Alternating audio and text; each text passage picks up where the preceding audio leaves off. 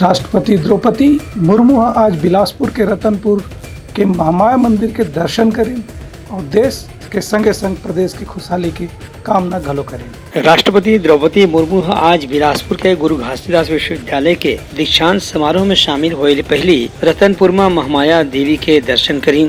एक पहली वायुसेना के विशेष हेलीकॉप्टर से बिलासपुर में उतरे के बाद प्रदेश के राज्यपाल विश्वभूषण हरिचंदन, मुख्यमंत्री भूपेश बघेल, केंद्रीय जनजातीय कार्य राज्य मंत्री रेणुका सिंह, प्रदेश के उच्च शिक्षा मंत्री उमेश पटेल समेत दूसर प्रशासनिक अधिकारी मन राष्ट्रपति के स्वागत करीं।